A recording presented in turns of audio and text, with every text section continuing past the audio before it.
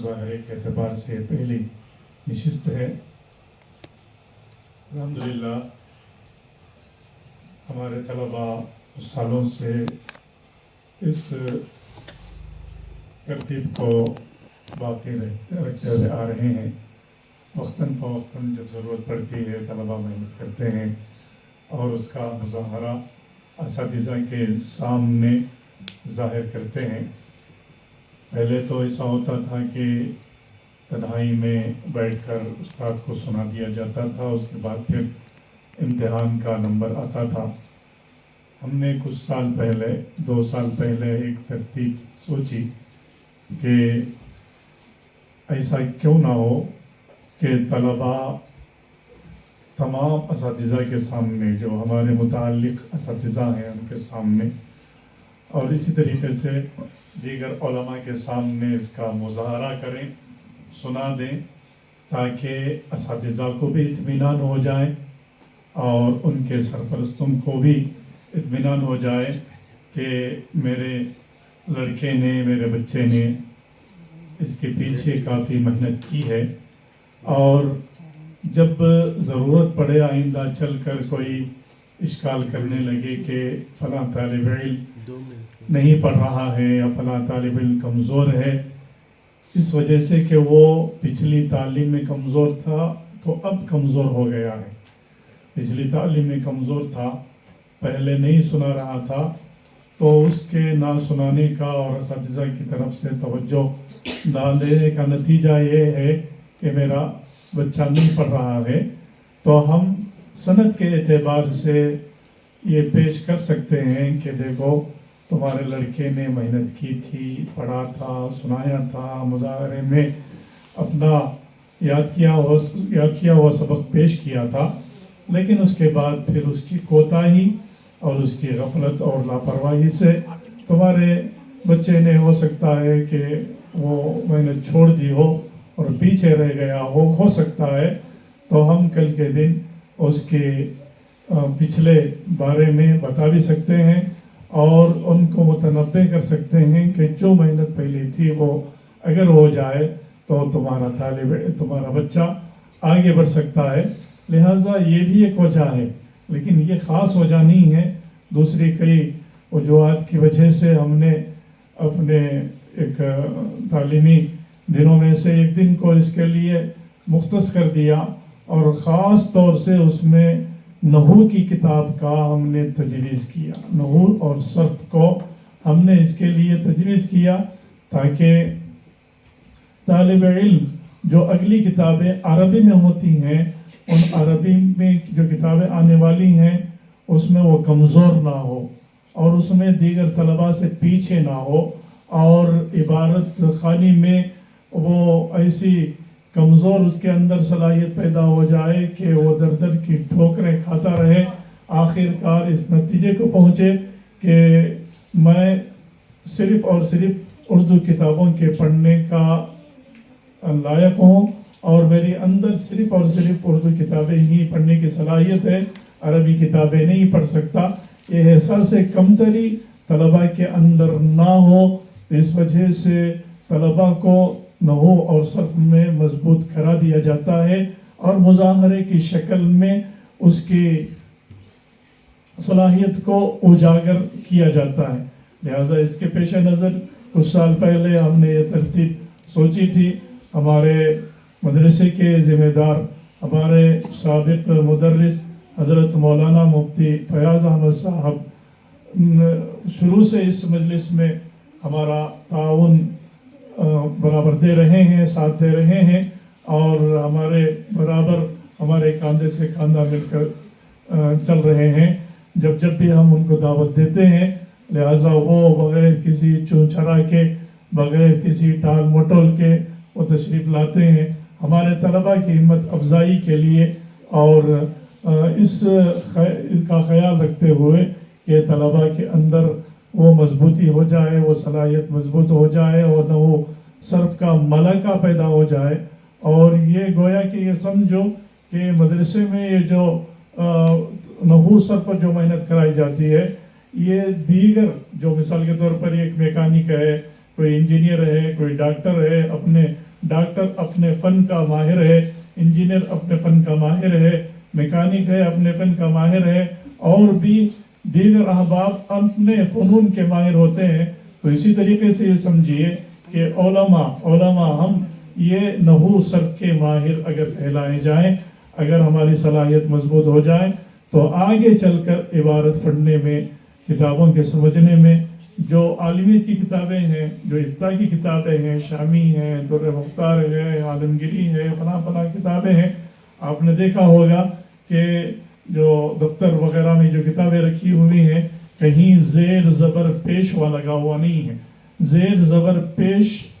ہم کو اپنی طرف سے لگانا ہے.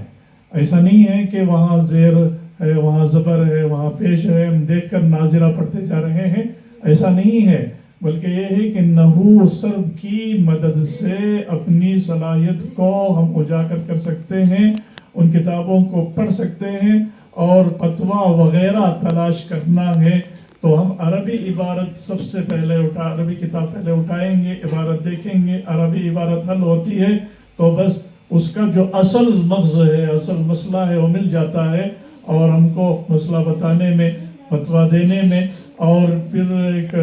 مسئلہ معلوم کرنے میں کافی جو مدد ملتی ہے. یعنی کہ سمجھیے 99% یعنی 90% جو ہم جو مدد ملتی ہے، وہ مدد کس سے ملتی ہے؟ وہ مدد نحو صرف سے ملتی ہے. نحو صرف سے ملتی ہے کتابوں کے پڑھنے میں. عربی کتابیں، اگر کوئی طالب علم یہ دعویٰ کرے کہ میں نحو صرف کے بغیر عربی کتاب پڑھ لیتا ہوں، اس کا ترجمہ کر لیتا ہوں، ہاں پڑھ سکتا ہے، لیکن یہ ہے کہ اوپر عربی عبارت لکھی ہوئی ہو، نیچے ترجمہ لکھا ہوا، وہ پڑھ سکتا ہے، اس کے بغیر چارے کار نہیں. مثال کے طور پر دعا ہے اللہم انی ظلمت نفسی، اے اللہ میں نے ظلم کیا اپنے نفس پر. اللہم انی ظلمت نفسی، اے اللہ میں نے اپنے نفس پر ظلم کیا. یہ ترجمہ لکھا ہوا رہتا ہے. یہ اس کی درود شریف کے بعد دعائے معصورہ ہے، اور دعائے معصورہ لکھی رہتی ہے، نیچے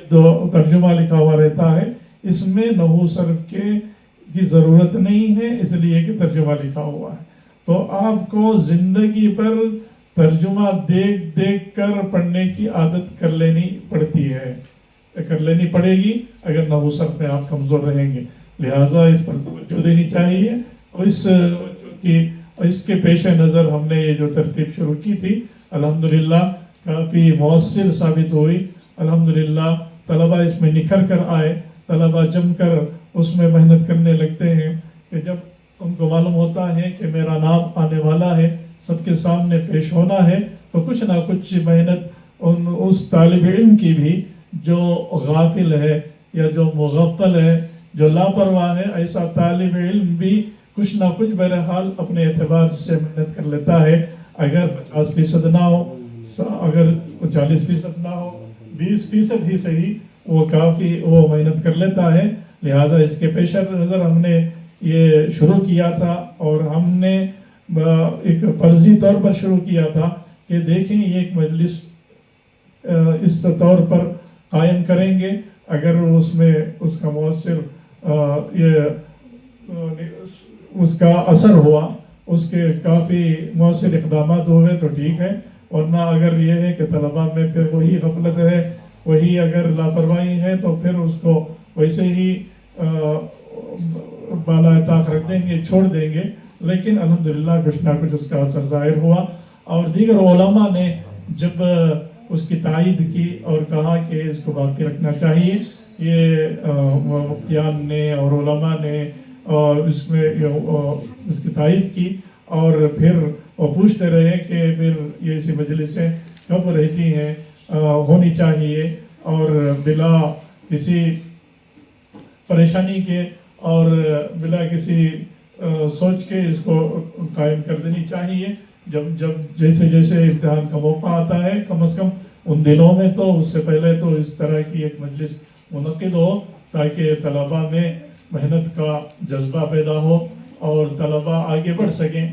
لہٰذا ہم نے اس کو شروع کیا ہے. اللہ تعالیٰ اس کو باقی رکھے اور طلباء کے اندر نحوی صرفی ملکہ پیدا فرمائے، تاکہ آگے چل کر عربی کتابوں کو حل کرنا، سمجھنا، پڑھنا اور دوسروں کو بتانا ہمارے لیے آسان ہو جائے. اللہ تعالیٰ ہمیں عمل کی توفیق عطا فرمائے. تو سب سے پہلے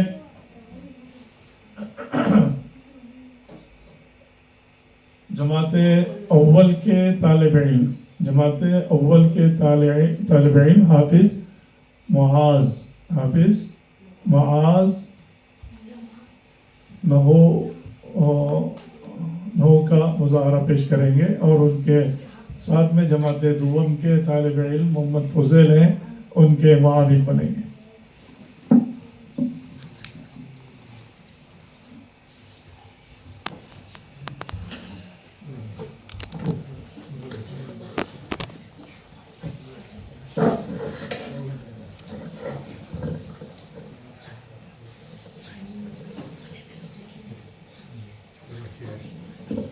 پہلے اطمینان سے کھڑے ہو جاؤ، جگہ صحیح کر لو، پھر پڑھنا شروع.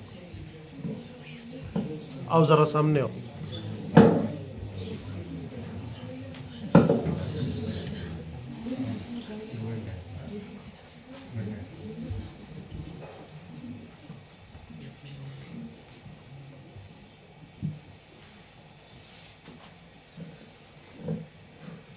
بسم اللہ الرحمن الرحیم. علم نحو وہ علم ہے جس سے اسم، فعل اور حرف کو جوڑ کر جملہ بنانے کا طریقہ اور معرب و مبنی ہونے کے اعتبار سے کلمے کے آخری حرف کی حالت معلوم ہو. علم نحو کا موضوع کلمہ اور کلام ہے. علم نحو کی غرض و غایت یہ ہے کہ انسان بولنے اور لکھنے میں عربی غلطی سے محفوظ ہو. جو بات انسان کے منہ سے نکلے اسے لفظ کہتے ہیں. لفظ کی دو قسمیں ہیں، موضوع و محمل. موضوع وہ لفظ ہے جو معنی دار ہو جیسے زید. محمل وہ لفظ ہے جو معنی دار نہ ہو جیسے دیس، زید کا الٹا. لفظ موضوع کی دو قسمیں ہیں، پہلا مفرد، دوسرا مرکب. مفرد وہ تنہا لفظ ہے جو ایک معنی پر دلالت کرے جیسے رجل.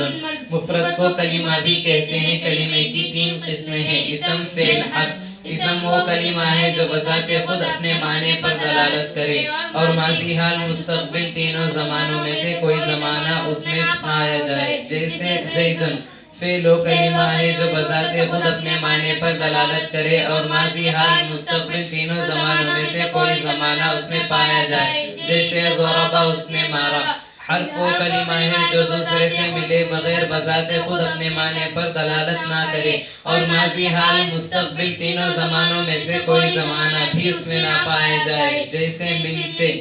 مرکب وہ لفظ ہے جو دو یا زیادہ کلموں سے مل کر بنے جیسے غلام زیدن، زید کا غلام. زیدن قائم، زید کھڑا ہے. مرکب کی دو قسمیں ہیں، مرکب مفید، دوسرا مرکب غیر مفید. مرکب مفید وہ مرکب ہے کہ جب کہنے والا کہہ کر خاموش ہو جائے تو سننے والے کو کوئی خبر یا طلب معلوم ہو جیسے زیدن قائم، زید کھڑا ہے. یہ خبر کی مثال ہے. اضرب زیدن، زید کو مار، یہ طلب کی مثال ہے.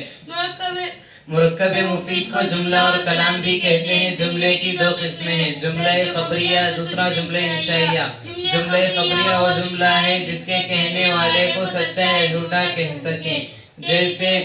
زیدن قائم، زید کھڑا ہے.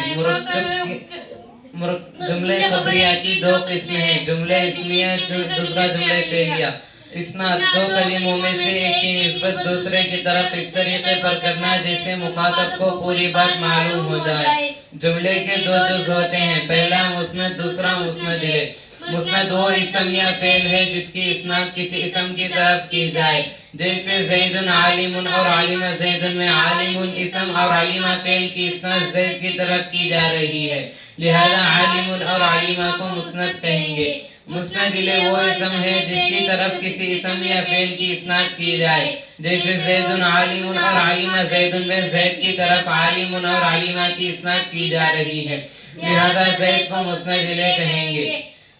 جملہ اسمیہ وہ جملہ ہے جس کا پہلا جز اسم ہو جیسے زیدن عالم میں پہلا جز اسم ہے، لہذا اس کو جملہ اسمیہ کہیں گے. جملہ اسمیہ کا پہلا جز مسند الیہ ہوتا ہے، ترکیب میں اس کو مبتدا کہتے ہیں، اور دوسرا جز مسند ہوتا ہے، ترکیب میں اس کو خبر کہتے ہیں. لہذا زید عالم میں زید مبتدا ہے، عالم خبر ہے، مبتدا اپنے خبر سے مل کر جملے اسمیہ خبریہ ہوا۔ جملہ فعلیہ وہ جملہ ہے جس کا پہلا جز فعل ہو، جیسے ضرب زید میں پہلا جز فعل ہے، لہذا اس کو جملہ فعلیہ کہیں گے۔ جملے فعلیہ کا پہلا جز مسند ہوتا ہے، ترکیب میں اس کو فعل کہتے ہیں، اور دوسرا جز مسند الیہ ہوتا ہے، ترکیب میں اس کو فاعل کہتے ہیں۔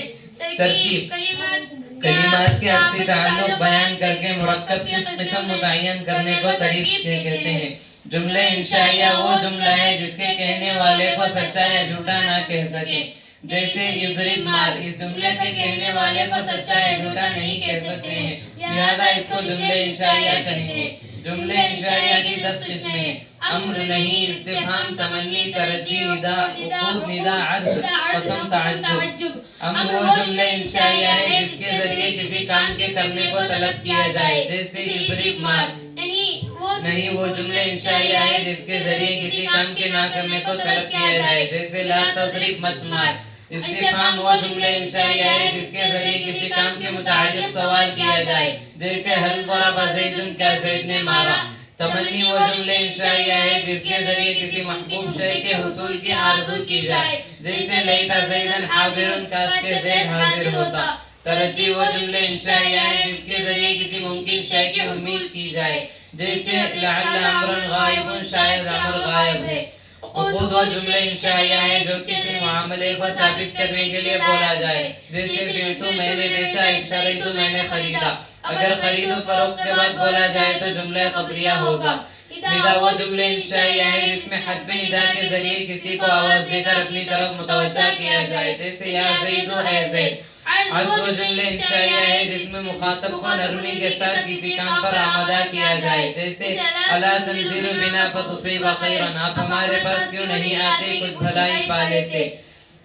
قسم وہ جملہ انشائیہ ہے جس میں حرف قسم اور مقسم بھی کے ذریعے اپنی بات کو پختہ کیا جائے، جیسے واللہ لاضربن زیدا، خدا کی قسم ضرور بضرور میں زید کو ماروں گا۔ حرف قسم وہ حرف ہے جس کے ذریعے قسم کھائی جائے، مقسم بھی وہ اسم ہے جس کی قسم کھائی جائے، جیسے واللہ میں واو کے ذریعے اللہ کی قسم کھائی جا رہی ہے، لہذا واو کو حرف قسم اور اللہ کو مقسم بھی کہیں گے۔ فعل تعجب وہ جملہ انشائیہ ہے جس میں کسی ایسے صیغے کے ذریعے حیرت ظاہر کی جائے جو حیرت ظاہر کرنے کے لیے وضع کیا گیا ہو، جیسے ما احسن زیدن، کیا ہی اچھا ہے زید، احسن بزیدن، کس قدر حسین ہے زید۔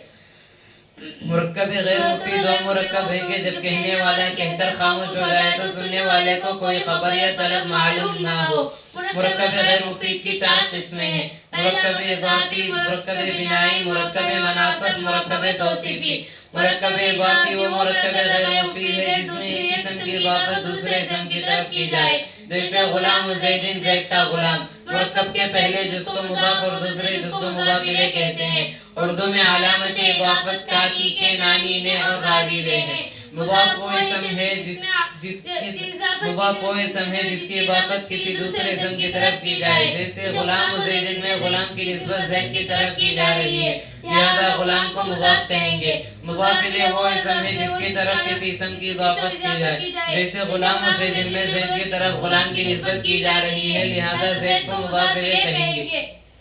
مرکب بنائی وہ مرکب غیر مفید ہے جس میں نسبت کے بغیر 2 اسموں کو ملا کر ایک کر لیا گیا ہو اور دوسرا اسم کسی حرف کو شامل ہو، جیسے احد عشرہ میں نسبت کے بغیر 2 اسموں کو ملا کر ایک کر لیا گیا ہے اور دوسرا اسم حرف واو کو شامل ہے، اس لیے کہ اس کی اصل احد عشر تھی۔ مرکب بنائی کے دونوں جز فتح پر مبنی ہوتے ہیں، یعنی دونوں جزوں پر تنوین کے بغیر زبر آتا ہے، مگر اثنا عشرہ مرکب بنائی ہونے کے باوجود اس کا پہلا جز معرب ہوتا ہے، جیسے جاء اثنا عشر رجلا، رأيت 12 رجلا، مررت ب12 رجلا۔ مرکب مناسب وہ مرکب غیر مفید ہے جس میں نسبت کے بغیر 2 اسموں کو ملا کر ایک کر لیا گیا ہو اور دوسرا اسم کسی حرف کو شامل نہ ہو اور دونوں جزوں میں سے کوئی جز حرف نہ ہو، جیسے بعد مقبول میں بعد یعنی خود کا نام اور بکو یعنی بادشاہ کے نام کو ملا کر ایک کر لیا گیا ہے۔ مرکب مناسب کا پہلا جز فتح پر مبنی ہوتا ہے اور دوسرے جز پر غیر منصرف کا اعراب آتا ہے تو وہ معرب ہوتا ہے۔ مرکب توصیفی وہ مرکب غیر مفید ہے جو 2 اسموں سے مل کر بنے اور دوسرا اسم پہلے اسم کی یا اس کے متعلق کی کیفیت یا خاصیت بیان کرے، جیسے رجل عالم عالم مرد مرکب کے پہلے جز کو موصوف اور دوسرے جز کو صفت کہتے ہیں موصوف وہ اسم ہے جس کی کیفیت یا خاصیت بیان کی جائے جیسے رجل عالم میں رجل کی حالت بیان کی کر رہا ہے لہذا رجل کو موصوف کہیں گے صفت وہ مفرد یا مرکب ہے جو اپنے سے پہلے اسم کی اصل تعلیم کی کیفیت یا خاصیت بیان کرے جیسے رجل عالم میں عالم رجل کی خاصیت بیان کر رہا ہے لہذا عالم ان کو صفت کہیں گے اسم کی علامت نمبر ایک شروع میں قد کا ہونا اسم کی علامت نمبر ایک شروع میں الف لام کا ہونا جیسے الرجل نمبر دو شروع میں حرف جر کا ہونا جیسے بزید نمبر تین آخر میں تنوین کا ہونا جیسے رجل نمبر چار مسند الیہ کا ہونا جیسے زید عالم اور عالمہ زید نمبر پانچ مضاف کا ہونا جیسے غلام زید نمبر چھ تسنیہ مصغر کا ہونا جیسے قریش نمبر 7 تسنیہ کا ہونا جیسے رجلانی نمبر 8 جمع کا ہونا جیسے رجال نمبر 9 موصوف کا ہونا جیسے رجل عالم نمبر 10 منصوب کا ہونا جیسے بغدادی نمبر 11 قائم متحرکہ کا ہونا جیسے ظلمت نمبر 12 منادہ کا ہونا جیسے یا زید و ایسے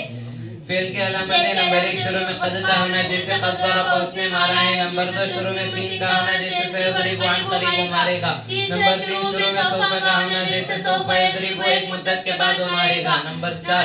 شروع میں جازم کا ہونا جیسے لم یضرب اس نے نہیں مارا ہے لیضرب چاہیے کہ مارے وہ ایک مرد ان تضرب اضرب اگر تو مارے گا تو میں ماروں گا نمبر پانچ آخر میں ضمیر مرفوع متصل کا ہونا جیسے ضربتا ضربتی ضربتو تو نے مارا میں نے مارا نمبر 6 چائے تانی ساکنہ کا ہونا جیسے ضربت اسے عورت نے مارا نمبر 7 امر کا ہونا جیسے اضرب مار نہیں کا ہونا جیسے لا تضرب مت مار حرف کی علامت اسم و فعل کی علامتوں سے خالی ہونا حرف کی علامتیں جیسے من سے معرب و کلمہ ہے جس کا آخر عامل کے بدلنے سے بدلتا ہے جیسے جاء زید رأیت زیدا مررت بزید زید کا آخر عامل کے بدلنے سے بدل رہا ہے لہذا زید کو معرب کہیں گے عامل و کلمہ ہے جس کا آخر عامل کے بدلنے سے بدلتا ہے جیسے جاءنی زید میں جاء عامل ہے اعراب و حرکت حرف ہے جس کی وجہ سے معرب کا آخر بدلے جیسے جاءنی زید میں ضمہ اعراب ہے محل اعراب محرب کے آخری حرف کو محل اعراب کہتے ہیں جیسے جاءنی زید میں دار محل اعراب ہے مبنی وہ کلمہ ہے جس کا آخر عامل کے بدلنے سے نہ بدلے جیسے جاءنی ہاؤلائی رأیت ہاؤلائی مررت بہاؤلائی میں ہاؤلائی کا آخر عامل کے بدلنے سے نہیں بدل رہا ہے لہذا ہاؤلائی کو مبنی کہیں گے شعر مبنی آباشت کے مانت برقرار معرب آباشت کے گردت بار بار کلمے کی تین قسموں اسم فعل و حرف میں سے تمام حروف مبنی ہیں اور افعال میں فعل ماضی امر حاضر معروف اور مضارع کے دو صیغے جمع مؤنث غائب و جمع مؤنث حاضر مبنی ہیں اور مضارع کے آخر میں نون تاکید ثقیلہ و خفیفہ آ جائیں تو مضارع کے 5 صیغے واحد مذکر غائب واحد مؤنث غائب واحد مذکر حاضر واحد متکلم جمع متکلم فتح پر مبنی ہوتے ہیں جیسے لا یضربن لا یضربن اور اسماء بھی اس میں غیر متمکن مبنی ہے عرب میں دو چیزیں معرب ہیں پہلا اس میں متمکن جبکہ عامل کے ساتھ مرکب ہو دوسرا فعل مضارع جبکہ جمع مؤنث نون تاکید سے خالی ہو اس میں متمکن وہ اسم ہے جو اپنے عامل کے ساتھ مرکب ہو مبنی الاصل کے ساتھ مشابہت نہ رکھتا ہو جیسے اس کو اس میں معرب بھی کہتے ہیں جیسے جاء زید میں زیدن اپنے عامل کے ساتھ مرکب ہے اور مبنی الاصل کے ساتھ مبنی الاصل یعنی فعل ماضی امر حاضر معروف اور تمام جملہ حروف سے مشابہت بھی نہیں رکھتا ہے لہذا زید کو اس میں معرب کہیں گے اس میں معرب کو اس میں مبنی بھی کہتے ہیں اس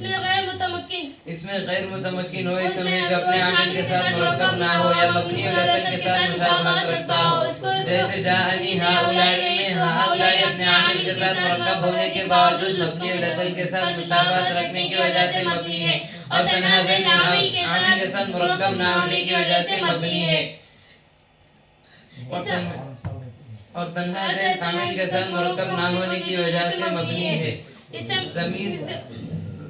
اس میں غیر متمکن کی 8 قسمیں ہیں مسمرات اسماء اشارات اسماء اسواد اسماء افعال اسماء ظروف اسماء موصولہ اسماء کنایات مرکب بنائی ضمیر وہ اس میں غیر متمکن ہے جو متکلم یا مخاطب پر دلالت کرے یا ایسے غائب پر دلالت کرے جس کا ذکر لفظاً یا معنی یا حکماً پہلے ہو چکا ہو جیسے انا انتا ہوا ضمیر کی 5 قسمیں ہیں ضمیر مرفوع متصل ضمیر مرفوع منفصل ضمیر منصوب متصل ضمیر منصوب منفصل ضمیر مجرور متصل ضمیر مرفوع متصل و ضمیر مرفوع ہے جو عامل رفیع یعنی فعل معروف ہے فعل مجهول سے ملی ہوئی ہو، جیسے ہوا الف واو ہی الف نا تا تما تم تی تما تننا تونا. یہ ضمیریں فعل کے آخر میں آتی ہیں اور ترکیب میں فاعل یا نائب فاعل واقع ہوتی ہیں، جیسے ضرب ضرب ضربوا ضربت ضربتا ضربنا ضربتا ضربتما ضربتم ضربتی ضربتما ضربتنا ضربتو ضربنا. ضمیر مرفوع متصل و ضمیر منصوب ہے جو عامل رفیع سے ملی ہوئی نہ ہو،